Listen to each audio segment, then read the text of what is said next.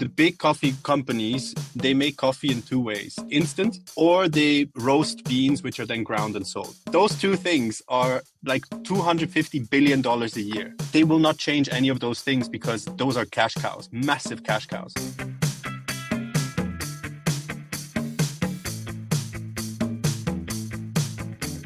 Welcome to the Swisspreneur Show, a podcast about startup stories and learnings from experienced entrepreneurs. If you enjoy listening to our show, make sure to follow the podcast and leave a rating. And now, here's your host, Sylvain.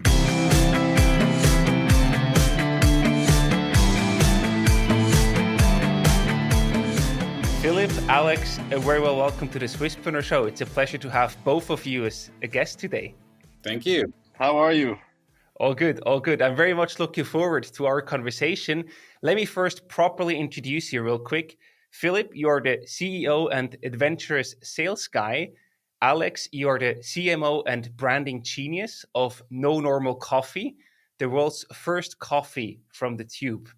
I already see in your faces, we have plenty of stuff to talk about. Let me start with the first question, very obvious one. How did the two of you actually meet? Now you're taking me back a few years.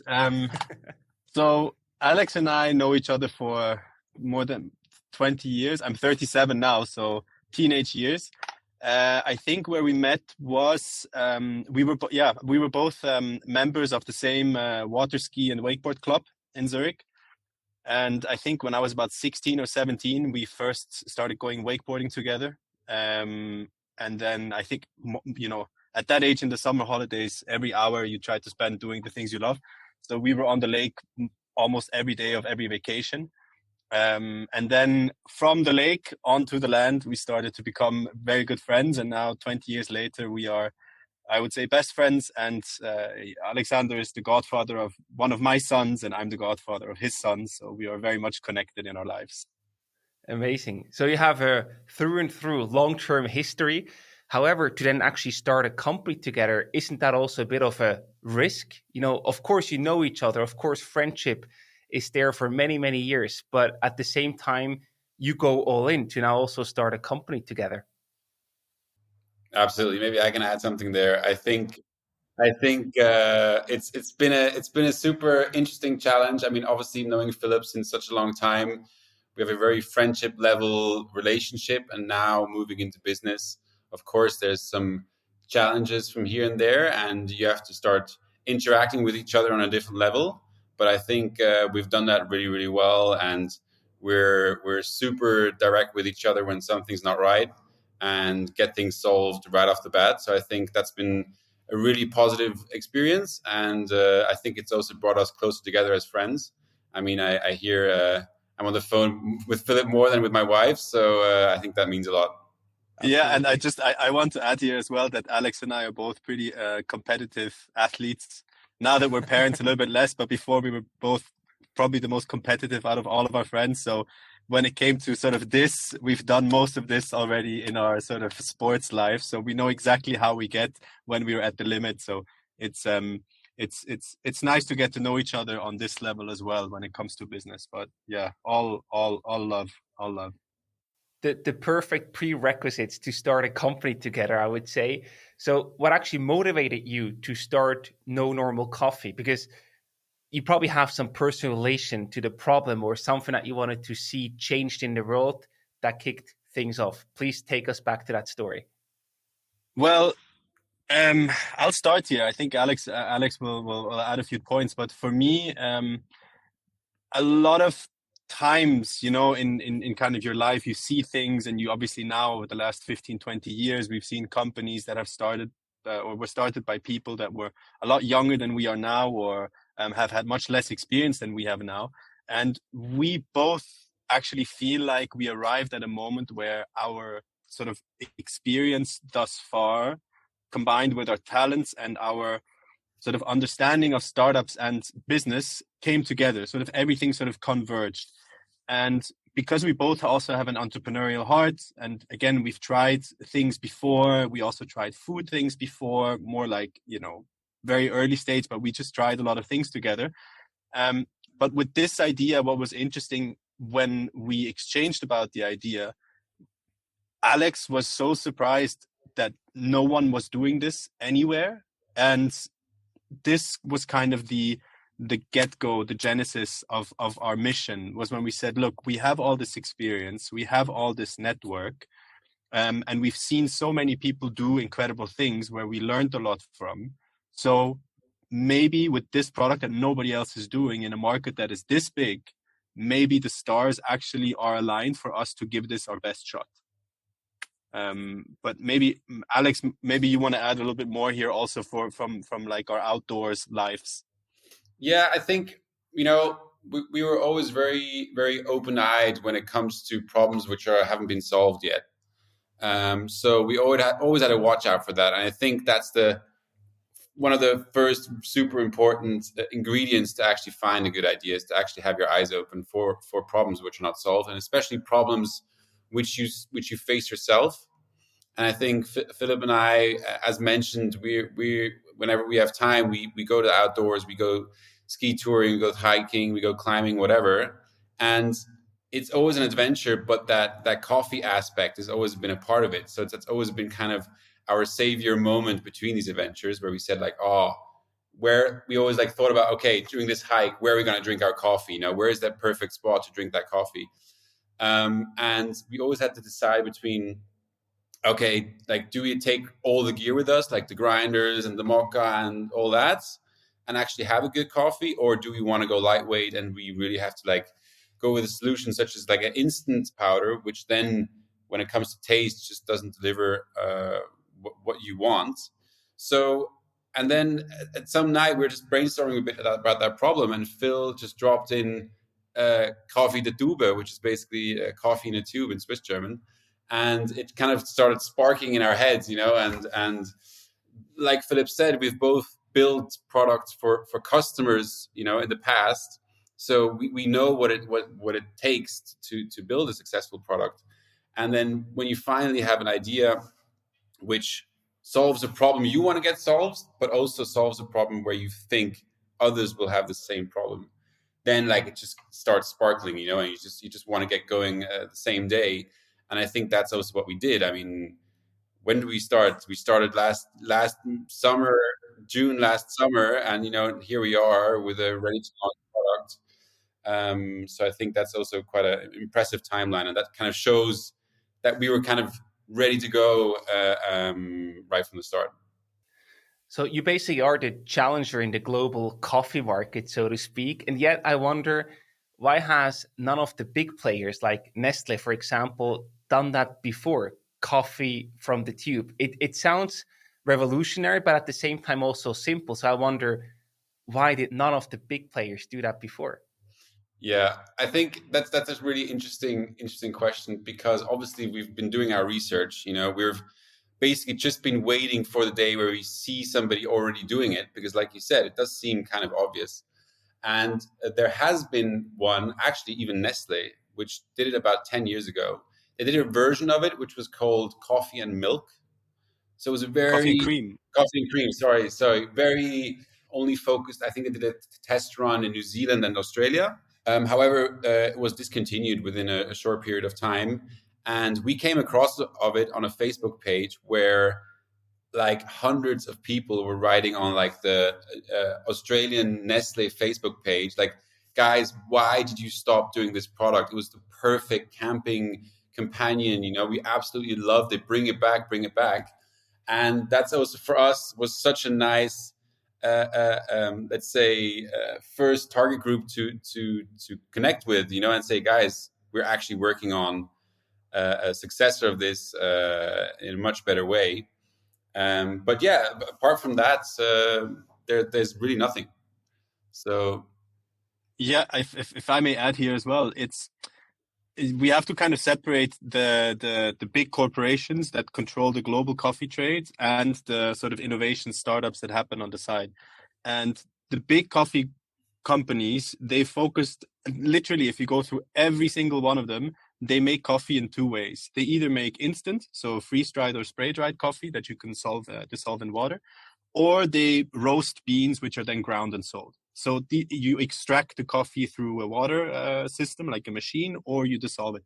Those two things are like $250 billion a year, $300 billion. That just those two things.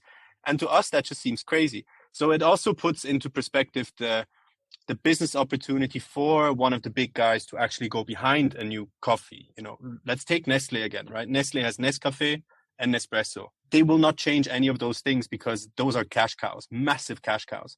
So if they now add a new coffee product, it would probably cannibalize one of these two, which is not good for shareholder value. What they're more looking to do is find new emerging coffee innovation startups like Blue Bottle Coffee in the US, for example, which was acquired by Nestlé, and then ride out these and somehow integrate them into the mother business. But across the board, nobody has been doing it simply because it was the niche for a big guy is too small. And for a small guy to go into a perceived niche of this size was maybe a missed opportunity. But for us, it was actually the perfect point because we define the outdoor not only as the adventure, sort of Everest hiker guy. Outdoor for us means the moment you leave your house, you are outdoors. So maybe you want to have a tube in your handbag. Maybe you want to have a tube in your backpack. Maybe you want to have a tube when you go skiing. So outdoor for us is a different definition than it is for most kind of in that marketing world. I see. That's super interesting. And this brings me to the next question about the timing. I think you very well explained why it makes sense to be the challenger in this market. Yet another question is the question about timing. Why is the timing right for you in this very moment to be working on this? I mean, sorry if I jump in again here, but I think based on what we said earlier about our own kind of personal backgrounds and experience, where we feel like, you know, we are at a point of our life where we have enough energy to try it. But at the same time, we also have enough energy to convince ourselves and others that we are ready to do it. So I think that's a nice X convergence. The coffee space, as well as sort of the outdoor snack space, has gone a bit stale. Big coffee companies, they only acquire growth. They don't necessarily develop growth or portfolios. And if you look a little bit deeper into the innovation space, there are many small pockets of players doing something, but they're all doing sort of instant coffee, but high quality instant coffee or coffee concentrates. Alex can speak to that a little bit more. Or there's the most funded coffee startup in the world, which is called Comiteer. They're in the US, and they basically freeze coffee and they ship it to you on dry ice. So you can then just pour hot water over it and you have a delicious cup of coffee. And one cup of coffee costs you about $9 US or 10. And to me, it's ridiculous. And we came up with this idea, and the coffee is more sustainable than most. It is easier to prepare than most, and it is of much higher quality than most.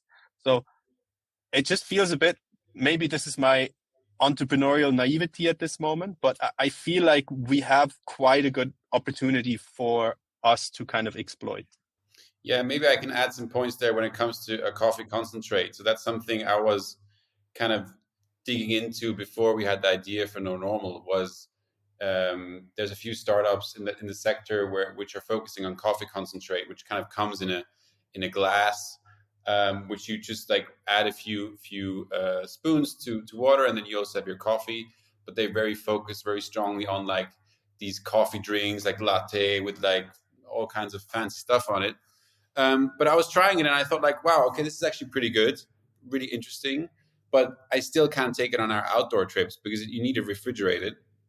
It comes in a glass, it's just not made for that use case. So, but it shows that people are ready for it because they're super successful, in their space. So that also kind of gave me some confidence to know that people are ready for alternatives, and I think ours is now really scoped for that market in the outdoors, and therefore I'm really confident that it can work. And ours is the first that you can eat or drink. Or drink or eat, I guess. We always go for the drink, but you can also eat our coffee, which is kind of cool. Yeah, absolutely. And you can also use it to make delicious desserts and other stuff, right? So it's very versatile in terms of its application. Absolutely. It's the Swiss Army knife of coffee. Exactly, yes. Exactly. You also mentioned before your previous experience. Now, you said you're not the youngest entrepreneurs, but still very energetic to get things off the ground. So your experience that you bring to the table is probably another key factor to make this happen right now. Can you tell us a bit more about your past experiences and projects you've worked on that really help you now to lift No Normal Coffee off the ground? I have a bit of a, I guess for a very regular Swiss guy, a bit of a different background. So I studied law and business administration as a Swiss German in the French part of Switzerland. So I'm bilingual by nature. But then after graduating, I thought, do I really want to go into a Swiss corporate insurance or whatever and be, there already? So my life actually took me somewhere else. I moved to Africa, to East Africa in early 2012 and worked for 3 years in a very, very big advertising agency where I was looking after telecommunications and banking clients. Which obviously sounds maybe a bit like, oh, okay, so you went to Africa to be a banking advertising guy, but what we could do every weekend was go into the bush, go on safaris, go and explore different beaches, travel, and just really live a life that was very full of adventure. And one thing you also learn early when you get to sort of the emerging markets is people trust you with quite big tasks already very early. So I was maybe 25 at the time, and I was immediately given a team of up to 12 people in different markets to kind of manage and back and forth with communications in different languages, and all very kind of results and performance driven. So you learn very early the practical side of work, which probably back home I would have had to wait a lot longer for to obtain. And then I moved over to West Africa and lived in Nigeria for quite a few years and worked in entrepreneurship programs. I worked for Ringier, developing their digital brands in Africa. So for those Swiss people that don't know, Ringier is actually quite big in Africa in e-commerce, content and classifieds. And then also got some experience working in entrepreneurship for a sort of well-known Silicon Valley founder who had a program in Africa to help young African entrepreneurs kind of become entrepreneurs themselves and build startups and fund them and incubate them and so on. And ever since I got back to Switzerland, I've been working still in the sort of innovation space, essentially like pan-European scale-ups in sales, business development, and partnerships. So that's kind of my track record. And the energy behind it comes more from my nature rather than my nurture. I've always been an energetic person, and I've done a lot of endurance races, ultra marathons and sort of Ironman competitions. So I'm always one for challenge and kind of depleting the batteries to recharge them. That's sort of me. Amazing. What about you, Alex? Well, also kind of a mixed background. I originally also started kind of the classical path. I started in business, actually in food import and export. But also then very on realized that that's not going to be my future. So I then moved into the design space, did an industrial design bachelor here in Zurich at the ZHDK. And from there on, actually during my studies already started working as a freelance designer, started kind of building a smaller client base. Did that for a few years after my studies, and then kind of moved into the corporate world of design. So I was working for a few years there for Sennheiser in their design management team, and there started in product design, but then very quickly took over the global brand space design area of the company. So we were building stores, trade shows, shop-in-shop systems, etc.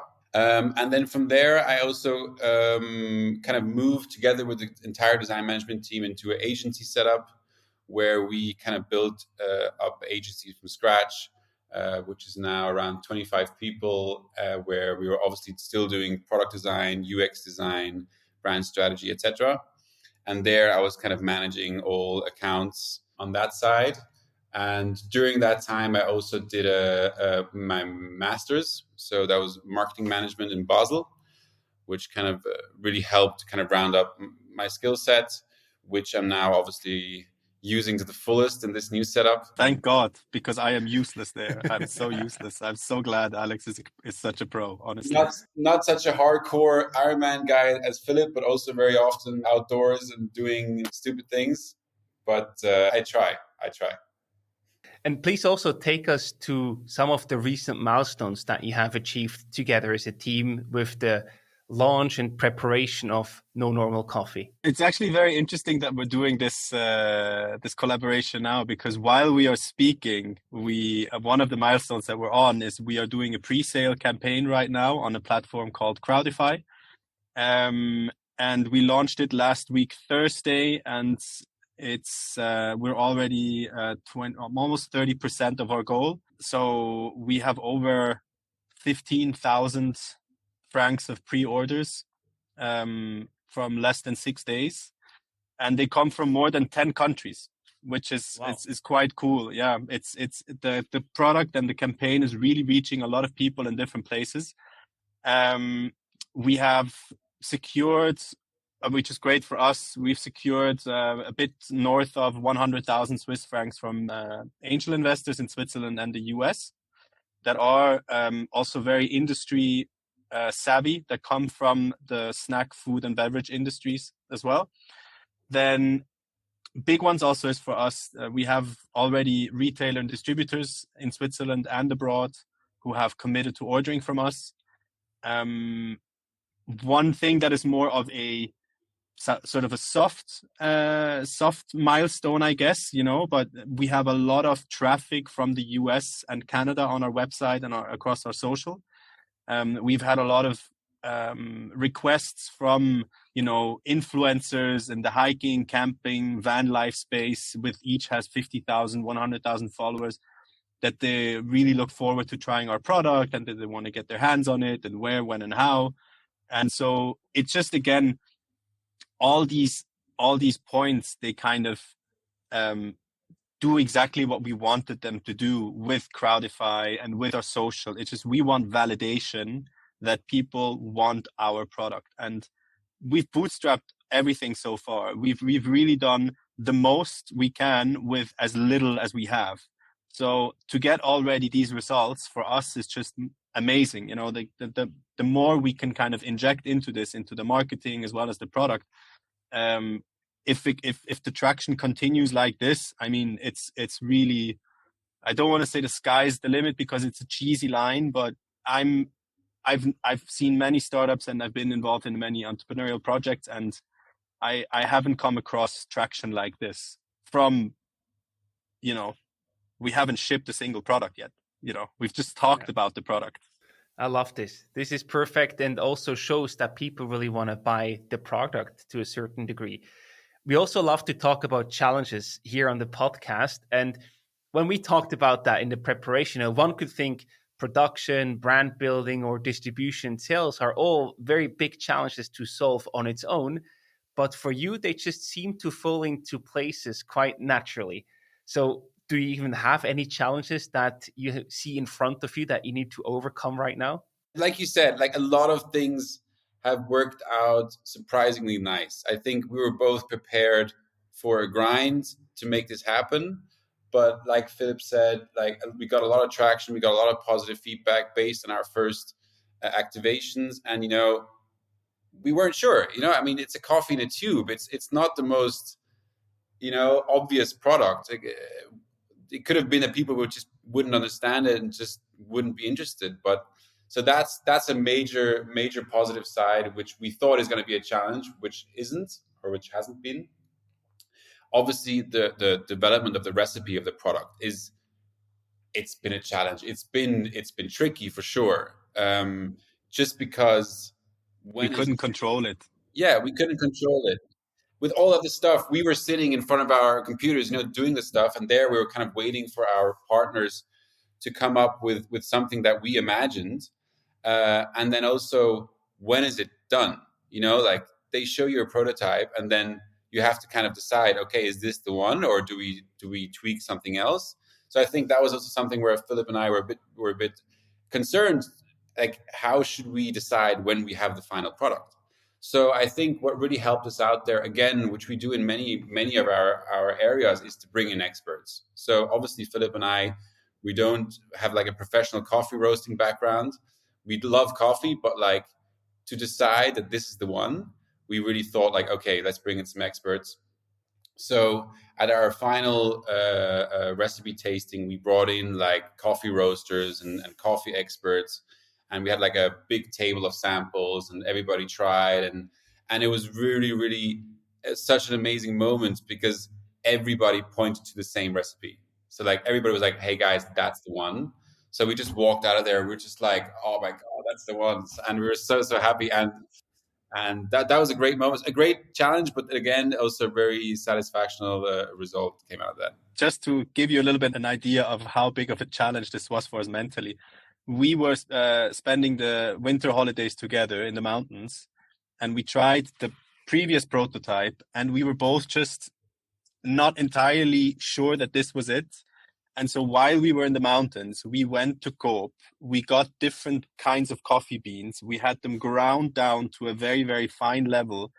We added ingredients, and we started mixing again in our kitchen, and sort of just, okay, let's reimagine, let's rethink this. And based off what we did in the kitchen there with a little notebook, we contacted our producers and said, hey, we have an idea. It might just work. Can you give it a try?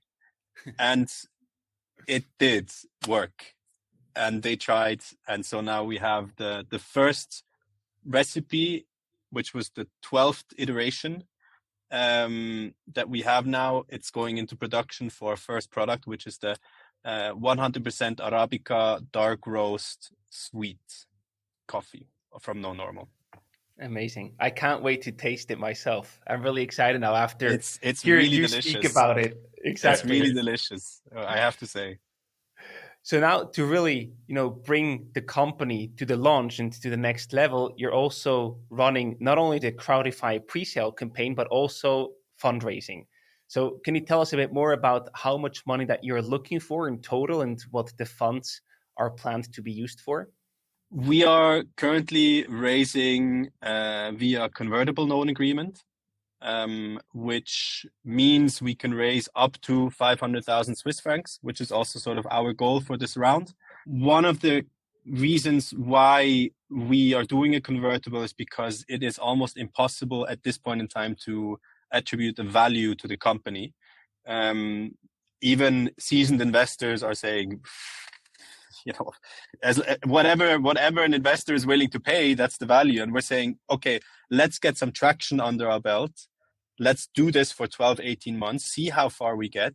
And then we do an evaluation, a proper one. And all of our sort of the people that trusted us from the beginning, they can now come in under the CLA with a 10% discount conversion in 18 months on September 1st, 2025. And what we are using the money for, it's, we are developing a product in a space that is crowded. So a lot of the money will go towards the product itself and then the marketing and distribution of the product. We are doing a big launch in Munich in June at the Outdoor Expo. That's where we're going to be meeting a lot of distributors, a lot of retailers, a lot of outdoorsy sort of people. So that is going to cost money. Then all the campaigns. We have, like I said, more than 10 countries have ordered already from us. So we are going to launch campaigns in all these markets and try to get B2B contacts in all these markets as well. So to get us off the ground to a level where we are comfortable, the minimum is 500K. But we cannot go above 500K because we don't want to do an equity round. So that kind of is the challenge in and of itself. Just to this point, we have paid for everything ourselves so far. All the development, the brand, the websites, the legal, that's all come out of our pocket. And we have already a few investors on board that believe in us and that have seen that this is something that can work. So we have a bit, like I said, a bit more than 100,000 Swiss francs committed already from some angels. And now, obviously, we're hoping to raise a little bit more with Swisspreneur. And exactly, that's why we're teaming up and why we basically push you as a syndicate case. So for everyone who's interested in seeing your pitch deck, the investment memo that you put together, they can sign up for the Deal Flow newsletter on our syndicate website at swisspreneur.org. And just a full disclaimer, this is, of course, only for information purposes and doesn't conduct any investment advice from our side. So guys, to wrap up the episode today, I also want to ask you some rapid fire questions. I'm going to start with you, Alex. What was your summer job as a teenager? Oh my God, there were so many. I mean, I always use my summer holidays to earn some money, to earn some pocket money, and it went from like delivering pizza for Domino's. I was very often, for some reason, the handyman within my neighborhood. So people would bring me their bikes, and I would kind of go and help them build a terrace in their garden and all kinds of stuff. So I was already pretty crafty when I was a teenager. But then also, I already started working in restaurants, and my most famous hustle was I used to go with my mom to shop, and then I would buy like these ready to cook brownie, like mixtures, and I would just make brownies and just sell them in my entire neighborhood for like a horrendous price. So that was my normal hustle during my vacation. Amazing. What was it for you, Philip? So I started my first sort of pocket money that I earned outside of the chores at home. I grew up in the countryside a little bit and outside of Zurich. So I cleaned out a lot of farms, and if you know cows, you know the kind of dirt they make. So that was my job, cleaning out, that from the cows at the farms. And then as a teenager, I also restaurants, waiting tables, kitchens. For one full week, once I was peeling vegetables in the kitchen 12 hours a day. So yeah, that was good. But also one cool thing we did that was more sort of on the gambling entrepreneurial side was we would in the mountains where we would usually go in the summer, there was a golf course, and my brother and I would sit somewhere and watch golfers play, and we would kind of map where the shot would go when they missed the shot. And then in the evening, we would go collect all the balls that we would then sell tomorrow again back to the golfers.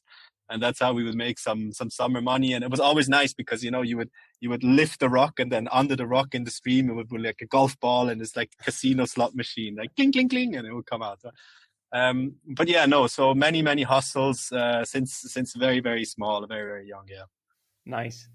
I have one question for each of you to wrap up. First one for Alex. What are you most proud of in your life? Well, I mean, I think the most obvious one is obviously my family. Like Philip mentioned at the very beginning, I have a 11 months old son, which has been the biggest gift, but also the biggest challenge at the same time.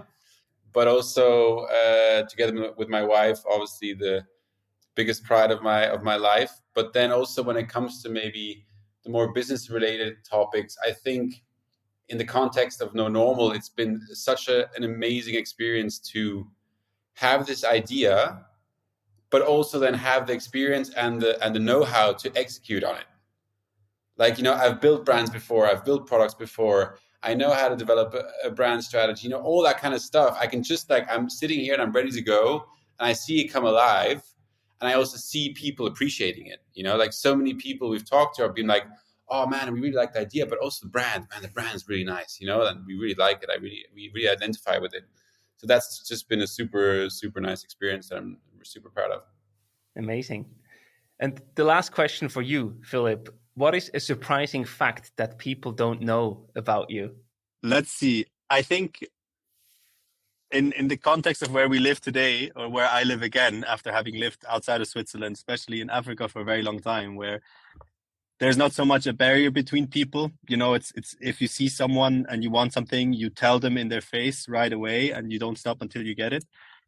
I've always been a bit of a pushy person, but obviously my almost 9 years in Africa have kind of developed that sense even more. So if there is something that I want from someone that I know has it, I will call them until the phone explodes. Some people are a little bit surprised by that, but then once the phone explodes, I'll buy a new phone and call again. I'm very relentless in the pursuit of my of the things that I want. Yeah, I mean, I've been in sales almost all my life and relationship management and stuff. So, you need answers, and so I don't stop until I have them. I guess that's why we called you the adventurous sales guy in the intro, right? And I'm so happy to be on this side of the island and not the one on the other phone, because Absolutely. really impressive how Philip can pull through if he really wants something.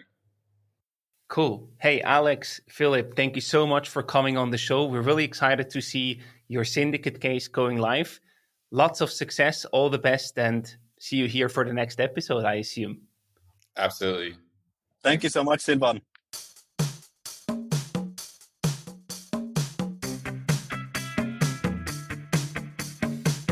We hope you enjoyed today's episode. If you did, you can support us by rating our show on Apple Podcasts. This way, we can reach an ever-growing number of aspiring entrepreneurs.